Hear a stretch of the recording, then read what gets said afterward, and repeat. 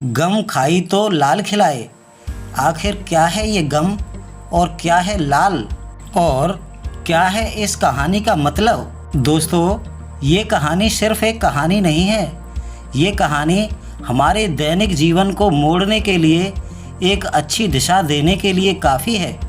ये कहानी उन महापुरुषों के महान ज्ञान सागर से ली गई है जो हमारे जीवन को हमेशा संवारने का काम करते हैं। इसलिए दोस्तों, आप कहानी पर आ ही गए हैं तो कहानी को बिना स्किप किए कहानी को अंत तक जरूर सुनें। कहानी में आपको बहुत ही आनंद आने वाला है। तो चलिए दोस्तों, अब कहानी पर चलते हैं। दोस्तों, ये कहानी पुराने समय की है जब अधिक संसाधन नहीं थे।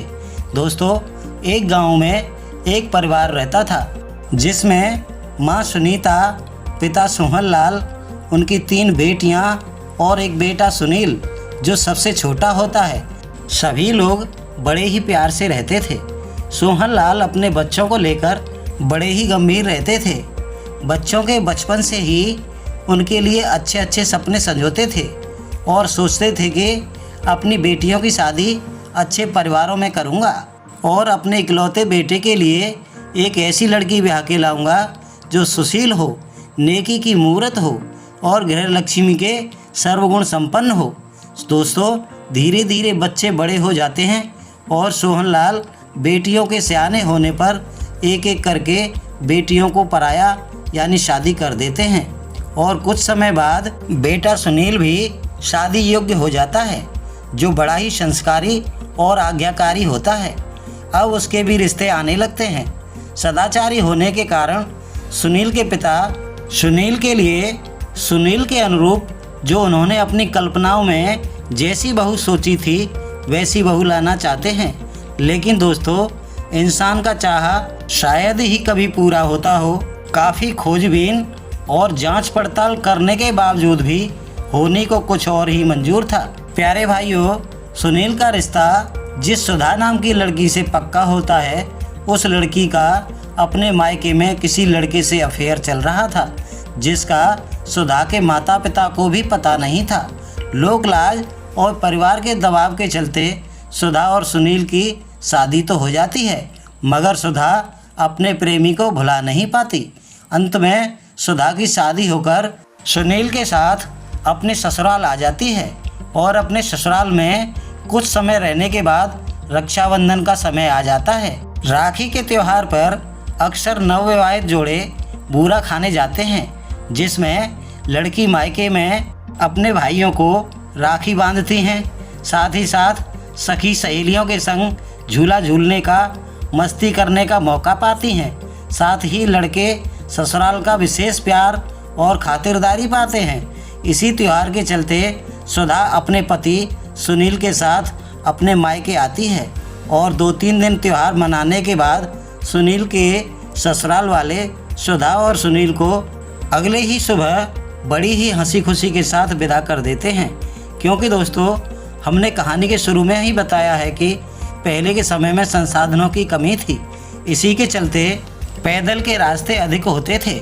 इसीलिए सुनील और सुधा को अर्ली मॉर्निंग ही उन्हें विदा कर दिया जाता है और दोनों पैदल ही ठंडे ठंडे में अपने घर के लिए जा रहे थे।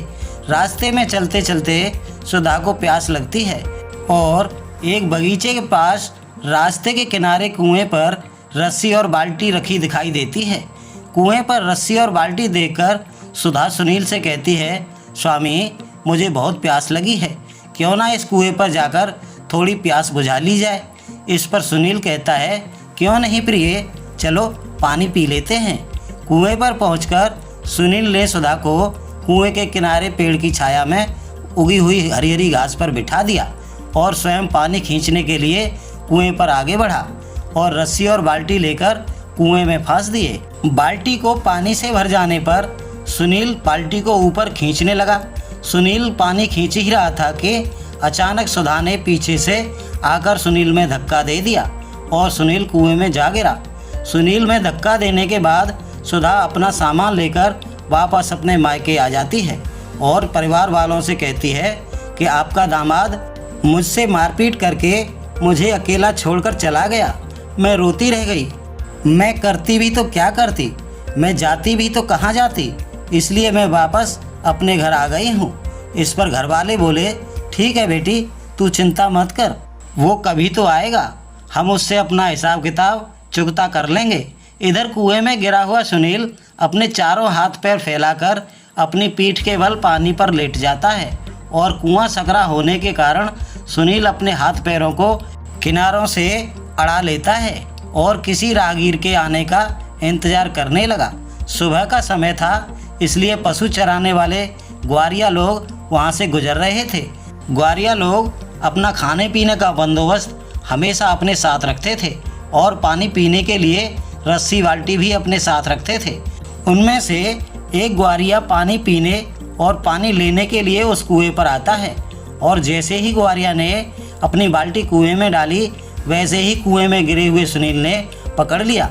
सुनील के द्वारा बाल्टी को पकड़ते ही ग्वारिया घबरा गया और घबराहट में बोला, अरे भाई, कुएं में क्या कोई भूत है क्या? तो कुएं से सुनील बोला, अरे भाई, मैं कोई भूत नहीं हूँ, मैं एक समय का मारा हुआ इंसान हूँ और कुएं में गिर गया हूँ, इसलिए भाई आपकी अगर रहमत हो जाए तो आप मुझे बाहर निकाल लो। इतना सुनते ही ग्वारिया बाल्टी को वहीं किनारे उलझा के और अपने साथियों को बुलाने चला जाता है और उन्हें अपने साथ लेकर कुएं पर वापस आता है और ग्वारिया अपने साथियों की मदद से कुएं में गिरे हुए सुनील को बाहर निकाल लेता है। इसके बाद ग्वारिया लोग अपने रास्ते चले जाते हैं और सुनील कुएं से बाहर निकलकर एक पेड़ के नीचे बैठकर गहराई से सोच विचार में डूब जाता है और अंत में एक फैसला लेता है और शाम के समय फिर से अपनी ससुराल वापस लौट आता है। सुनील के वापस आ जाने पर ससुराल वाले अपने गुस्से को छुपाते हुए उससे पूछताछ करने के लिए सुनील की सास को आगे कर देते हैं। सासू माँ भी गुस्से में लाल थी, लेकिन गुस्से को छुपाते हुए बोली, क्या हुआ सुनील, तुम तो चले गए थे, फिर वापस कैसे आ गए? इस पर सुनील अपनी सास से अपने साथ गुजरी हुई वारदात को छुपा लेता है और सास से कहता है, माँ जी, मेरा दिमाग घूम गया था, इसलिए मैं तुम्हारी बेटी को छोड़कर चला गया था, लेकिन मुझे रास्ते में कुछ लोगों ने समझाया, तब मेरी समझ में आया कि मैं बहुत बड़ी गलती कर रहा था, इसलिए मैं आगे से अब कोई गलती नहीं करूँगा और तुम्हारी बेटी को हमेशा खुश रखूँगा। मेरी आज इस गलती के लिए माफ़ कर दीजिए। इतना सुनते ही सास और बाकी लोगों का गुस्सा शांत हो जाता है और सुनील को फिर से महत्व देते हुए इज्जत के साथ रखते हैं और अगली सुबह खुशी खुशी अपनी बेटी सुधा और दामाद सुनील को विदा कर देते हैं। सुधा की मानसिकता में अपनी करतूत के चलते थोड़ा परिवर्तन आता है और अपने घरवालों की ओर थोड़ा विचार करते हुए अपने ससुराल आ जाती है, लेकिन अतीत को नहीं भूल पाती। दोस्तों, सुधा के नखरे उठाते हुए सुनील को धीरे धीरे 1 साल गुजर जाता है और इस 1 साल गुजरे हुए समय में उसके एक प्यारा सा बेटा पैदा होता है जिसका नाम अमन रखा जाता है, लेकिन सुधा के व्यवहार में कोई बदलाव नहीं आता। इधर सुनील अपने ध्यान को बांटते हुए अपने बेटे अमन पर संतोष कर लेता है और अपने बेटे को लेकर सपने बुनने लगता है। भाइयों, धीरे धीरे समय गुजरता रहा और बेटा अमन बड़ा होता रहा। अमन जब शादी के योग्य हो गया तो उसके रिश्ते आने लगे। एक अच्छा सा रिश्ता देखकर सुनील ने अमन का विवाह सुशीला नाम की लड़की से, जो अपने नाम की भांति सुशील और गुणवान थी, उससे कर दिया। दोस्तों, अमन की पत्नी सुशीला को मायके में चिड़ाऊ एवं प्यार से गम नाम से भी पुकारते थे। सुनील के परिवार में सब कुछ अच्छा चल रहा था। धीरे धीरे समय बीत रहा था कि 1 साल बाद अमन और सुशीला के एक बहुत ही प्यारा बच्चा पैदा होता है और सुनील अपने वंश की बेल को आगे बढ़ता हुआ देखकर बहुत ही खुश होता है। उसकी खुशी का कोई ठिकाना नहीं होता। इसी तरह समय आगे बढ़ता रहा। सुशीला और अमन का बेटा ध्रुव लगभग 1.5 साल का हो गया। एक दिन सुशीला अपने ससुर सुनील के लिए हर रोज की तरह थाली में खाना सजाकर लाती है और आंगन में चारपाई पर बैठे सुनील के सामने भोजन की थाली साथ में पानी से भरा लोटा देती है। सुनील बहू के सेवा भाव से बड़े ही प्रभावित होते हैं और कहते हैं कि गम तुझ में बड़ा मजा, गम तुझ में बड़ा मजा। सुशीला गुणवान होने के कारण अपने ससुर को कोई भी जवाब नहीं देती, लेकिन अपने मन में विचार करती है कि बुढ़ा तो सठिया गया, मुझसे मजाक कर रहा है, मगर इसको मेरे मायके का नाम पता कैसे चला। ऐसा विचार करते हुए बात को वहीं की वहीं रफा दफा कर देती है। अगले दिन भी सुनील आंगन में बैठे थे तो सुशीला कल की बात को ध्यान में लाते हुए सोचती है कि फिर से कहीं बुढ़ा वही बात न दोहरा दे। इस बार खाना दूसरे व्यक्ति के हाथों भेजना चाहती थी, लेकिन इस बार घर में नन्हे बेटे ध्रुव के अलावा कोई नहीं था। काफ़ी देर विचार किया और अंत में अपने नन्हे बेटे ध्रुव के हाथों पहली बार में भोजन की थाली को देकर भेजा तो दूसरी बार में पानी के लोटा को देकर भेज दिया। सुनील जी ने बड़े ही प्रेम से भोजन किया और भोजन करने के बाद जैसे ही सुनील जी ने थाली और लोटा को साइड में रखा, वैसे ही पोते ध्रुव ने दादाजी की गोद को खाली देखा, आकर के सुनील जी की गोद में झट से बैठ गया और सुनील जी पोते को खिलाने लगे और खिलाते हुए बोले, गम खाई तो लाल खिलाए, गम खाई तो लाल खिलाए। इन शब्दों को सुनीता घर में अंदर से सुन रही थी और मन में कहने लगी, इनकी हिमाकत कुछ ज़्यादा ही बढ़ गई है, अब तो मुझे अपने पति से इनके बारे में बताना ही होगा। दोस्तों, कहानी पसंद आ रही हो और लाइक ना की हो तो लाइक कर दीजिए। ऐसा सोचकर सुशीला ने शाम को अमन को घर आते ही कहने लगी, बाबूजी तो कुछ ज़्यादा ही रंग में आ गए हैं, तुम्हारे पिताजी हैं और मेरे संस्कार मुझे इजाज़त नहीं देते कि मैं उन्हें गलत जवाब दूं। क्यों, क्या हुआ? अमन ने पूछा। क्या हुआ? मुझसे मजाक करते हैं और कहते हैं गम तुझमें बड़ा मज़ा। क्या मैं उनको मज़ा देती हूँ? और इतना ही नहीं, आगे कहते हैं कि गम खाई तो लाल खिलाई। मेरे सेवा भाव का बदला मुझे चिढ़ाने से देंगे, इन पर तो जवानी चढ़ी है।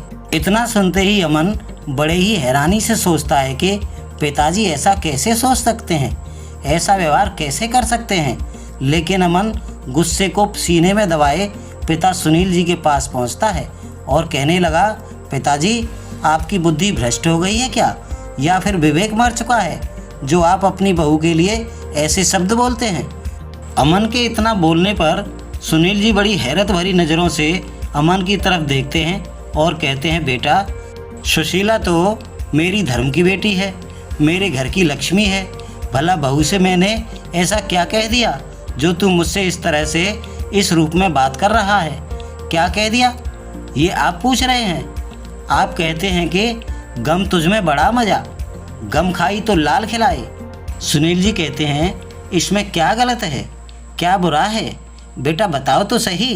पिताजी, क्या आप नहीं जानते गम तुम्हारी बहू का नाम है और उसके बारे में आप ऐसे शब्द कहेंगे तो रुको रुको बेटा। सुनील जी अमन को रोकते हुए कहते हैं, बहू का नाम तो सुशीला है ना? हाँ, लेकिन उसके मायके का नाम गम भी है। तो बेटा मैं नहीं जानता था कि बहू का नाम गम भी है।